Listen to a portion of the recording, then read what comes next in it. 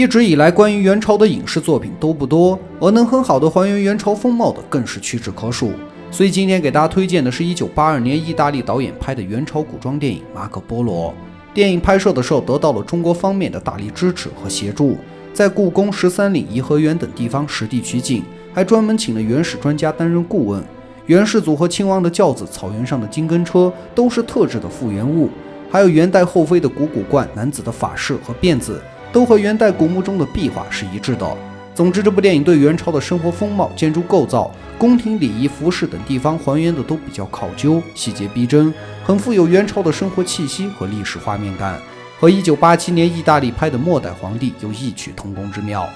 故事呢，讲述了出生在意大利的马可波罗从小聪明好学，他的父亲到东方经商的时候，从元朝带回了忽必烈给罗马教皇的信件，希望两国能更好地进行商业贸易。马可波罗也得以从父亲那里听到了许多关于东方旅行的故事，这引起了他浓厚的兴趣，一直想扬帆出海，环游世界。不久后，他就跟随父亲拿着教皇的回信前往了遥远的中国。他们一行人从威尼斯到达波斯出海口后，准备乘船直驶中国，但是却遭到了强盗的袭击和抢劫。因为没有等待到船只，只能改从困难重重的陆路出发。他们一路上跋山涉水，风餐露宿，经过了荒凉的伊朗沙漠，跨过了寒冷的帕米尔高原，遭受了疾病、饥饿、雪崩，历经千辛万苦，用了4年的时间，终于到达了中国。在江南的避暑行宫，他们见到了元朝的皇帝忽必烈。忽必烈视他们为外交大使，加以款待。年轻聪明的马可波罗受到了忽必烈的赏识，被任命为重要大臣，跟随着返回京城的大都。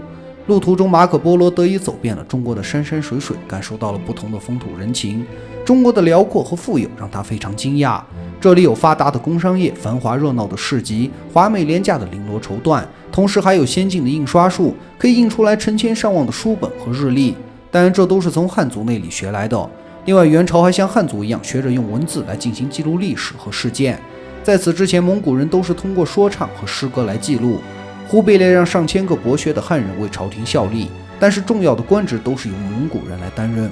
马可波罗跟随忽必烈回到京城后，受到了皇太子真经的赏识，两人的关系慢慢变得亲密，时常到宫外游玩。马可波罗因此看到了很多有趣神秘的中国风俗和文化，比如能预测吉凶的星象占卜，能治愈很多疾病的针灸，还有举办阴婚的风俗。一家的小女孩和另外一家的小男孩先后去世了，父母就为他们举办阴婚，新郎新娘的兄弟姐妹都会来送礼，让他们在阴间有数不尽的玩具和糖果。1278年，忽必烈灭掉南宋，实现了统一天下的梦想。战无不胜的忽必烈在2年后不顾众人的反对，派大军远征日本，而马可波罗被派到杭州当税务官。在那里，他看到了元朝盛世的背后是千疮百孔，老百姓因为苛捐杂税导致生活苦不堪言，妇女儿童无助的哭泣，老人被迫去做苦工。在暴政之下，多地的老百姓纷纷揭竿起义。此时，远征日本的2路援军互相不配合，迟迟在海上逗留，不肯进攻，给日本留下了充足的防御时间，还组织了反攻。之后，因为飓风突然来袭，援军呢避之不及，大部分都淹死在了海水中，损失非常惨重。而忽必烈的亲弟弟乃颜和藩王海都趁机发动叛乱。忽必烈率大军御驾亲征，虽然成功擒拿了叛徒，但是此时的元朝已经是内忧外患，气数将尽。皇太子真经也病重去世，忽必烈心力交瘁，身边重要的人都一一的离开了他。此时离家17年的马可波罗也准备和父亲返回意大利。临别之际，忽必烈为他送上了衷心的祝福，随后感叹着说道：“我们杀戮太多，血流的太多，才会导致兄弟自相残杀，这是上天对我们的惩罚。我留给铁木尔的将会是一个多灾多难的国家。真经一直梦想全国亲如一家，总有一天会是那样的，不过那恐怕是很久之后的事情。”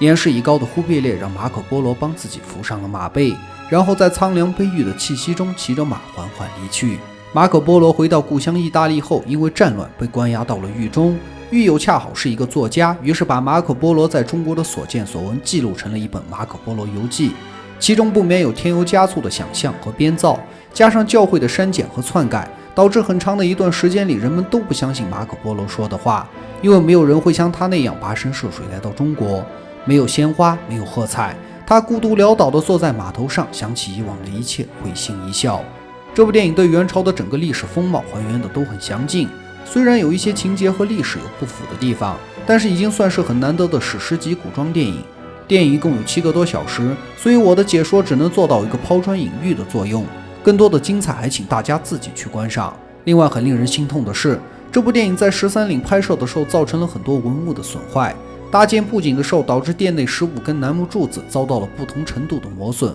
，146块彩绘的天花板被掀开，店内的彩画被高达20多万瓦的点雾灯强光照射后也受到了破坏，甚至意大利的工作人员还在伦恩店里面抽烟，管理人员去劝阻的时候，他们竟然说我们是花了钱的。后来管理人员直接强制断电，中断了拍摄。北影的负责人说，只要拍摄推迟1天，一方就要罚款40万。13岭的负责人说，哪怕只要烧毁一根柱子，不要说40万，就是400万、4000万，他们也买不到。因为已经签订了合同，所以经过协调后，派出2部消防车以及50个人日夜在现场监督协助，电影呢才得以继续拍摄。所以这部电影我个人打70分，扣30分是因为他们对文物的损坏，在此也强烈谴责剧组，同时也希望有关人员能爱惜保护好我们中国的文物，防止此类事件重蹈覆辙。